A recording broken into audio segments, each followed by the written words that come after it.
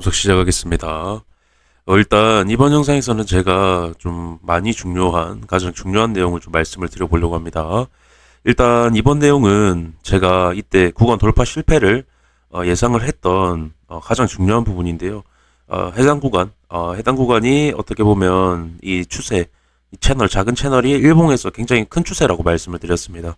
그래서 보통 어떤 저항의 힘, 어떤 추세에 대한 저항의 힘을 비교를 할때 큰 차트일수록 강하다라고 말씀을 드렸는데요. 그리고 큰 차트일수록 그리고 지지를 많이 받았던 구간일수록 그 구간일수록 저항이나 어떤 이탈이 나왔을 때 저항이 강하다라고 좀 말씀을 드렸었는데요. 그래서 결국에 이 상승의 기울기가 잠깐 돌파하는 모습을 보여줬지만 이 추세보다 이 추세가 훨씬 강하다라고 말씀드립니다. 굉장히 강한 추세에 대한 이탈이 나왔던 구간이기 때문에 굉장히 강하기 때문에 결국에는 밑으로 빠질 가능성이 높다. 그렇게 말씀을 드렸었는데요.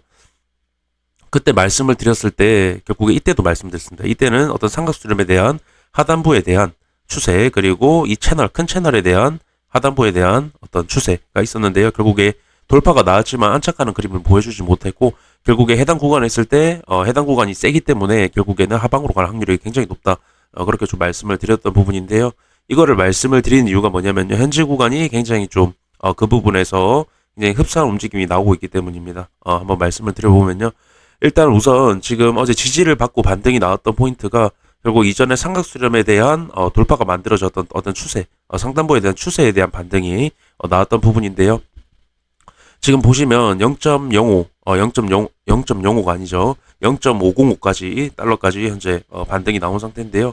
0.505가 중요한 이유가 뭐냐면요. 이전에 굉장히 뚫기 어려워했던 한 번에 뚫지 못하고 결국에 여러 번 시도 이후에 뚫어냈던 추세 그리고 다시 이탈이 나왔던 추세죠. 근데 이때뿐만 아니라 이때도 0.5달러는 굉장히 중요한 가격대였다라는 겁니다. 굉장히 뚫기가 어려웠고 그 구간에서 행보를 굉장히 많이 했기 때문에 강력한 어떤 저항선 이탈이 나왔기 때문에 저항이죠. 그리고 돌파 이후에 다시 들어오는 그림이 나왔기 때문에 제가 어떤 추세든 어떤 삼각수렴이든 채널이든 돌파 이후에 다시 들어오는 그림은 결국에 하락에 대한 확률을 더 높이고 가야 할 자리에서 가지 못하고 내려오는 거기 때문에 안착을 하지 못하는 그림, 매도세가 강하기 때문에 나오는 그림이다라고 말씀을 드립니다. 결국에 0.505 부근, 해당 부근이 강력한 저항이다라는 겁니다. 이제 이전에 돌파, 이때도 강력한 저항이었지만 결국에 돌파 이후에 다시 들어오는 그림이기 때문에 안착하지 못하는 그림이 나왔죠. 그렇기 때문에 강력한 저항이다라는 거고요. 결국에 해당 구간에서 지지를 받으면서 반등은 나왔지만 해당 추세보다 0.505가 훨씬 더 강력한 라인이다라는 겁니다. 그렇게 됐을 때는 이전에 설명을 드렸던 부분 결국에 어떤 두 개의 추세가 있을 때 강력한 부분이 저항이 강력한 부분이 결국에는 저항이 약한 부분으로 가격을 이동을 시킬 확률이 굉장히 높다라는 겁니다. 결국에는 해당 구간에서 하락에 대한 확률이 더 높다라는 걸 말씀을 드리고 싶은 거고요. 이렇게 됐을 때 비트 잠시 보겠습니다.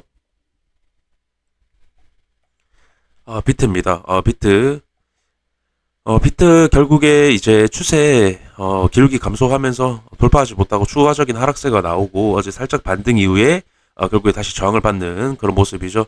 해당 구간 행보를 굉장히 많이 했기 때문에 해당 구간도 단기적인 저항대로 지금 위치가 돼 있는 그런 모습입니다. 그래서 어제 비트 반등하면서 리플도 반등하는 그림 보여주셨는데요.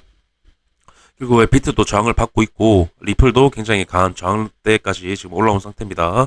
그래서 결국에 비트도 제가 23K까지 1차 23K까지는 열려있다라는 표현을 말씀을 드렸고요. 리플도 지금 제 단기적으로는 0.43에서 44 그리고 추가적으로 0.4달러 다음 추세까지 하락을 본다라고 매번 강조를 드립니다.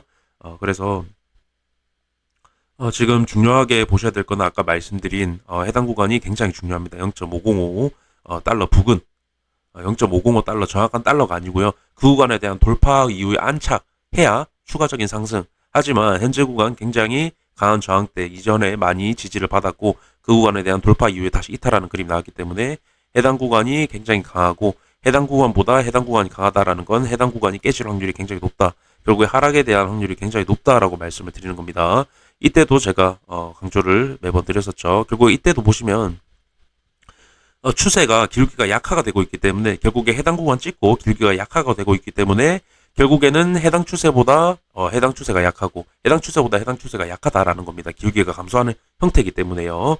그래서 보시면은 해당 추세 이탈 이후에 결국에 다시 한 번 더 추세에서 반등은 나오지만 결국에 깨는 그림이죠. 현재도 마찬가지입니다. 추세 반등 이후에 결국에 추세 깨는 그림. 현재도 추세 반등 이후에 해당 구간 세기 강하기 때문에 결국에 깨는 그림이 나올 거다라고 저는 지금 보고 있는 겁니다. 그래서 제가 결국에는 가장 중요하게 제가 어떤 중장기적, 단기적 하락을 볼 때도 결국에 이 중요 채널 하단부에 대한 이탈이 나왔기 때문에 다음 추세까지 그리고 이 채널에 대한 돌파 이후에 다시 들어오는 그림이 나왔기 때문에 채널 하단부도 깨는 그림 하락이 시작이 됐다라고 말씀을 드립니다. 그래서 결국에 반등에 대한 부분도 지금 보시면 추세들 강한 추세들로 위에서부터 하나 둘 깨면서 내려오고 있다라는 게 가장 중요합니다. 다시 말씀드려서 계단식 하락이다라고 말씀을 드릴 수가 있겠습니다. 현재 가장 중요한 건요. 결국에 기울기가 감소가 됐고 기울기가 0에 도달을 했다라는 겁니다. 0에 가깝게 도달을 했다라는 게 중요한 거고요. 지금 보시면은 어떤 기울기가 이탈이 나오고 되돌림, 이탈 나오고 되돌림. 현재도 보시면은 기울기가 0에 이제 왔죠. 0에 오고 어떤 중요 구간에 대한 되돌림 이후에 다시 저는 하락하는 그림을 보고 있는 거고 결국에 기울기가 완만해졌다라는 건 하락 추세 전환 직전에 있다라는 겁니다. 그렇기 때문에 지금 이 부분이 가장 중요한 부분이다라고 말씀을 드릴 수 있겠습니다. 그래서 결국에 아까도 말씀드렸지만 추세를 다 이탈시키면서 기울기 감소하는 형태 속에 있는 어떤 과정이다라고 말씀을 드릴 수 있겠습니다.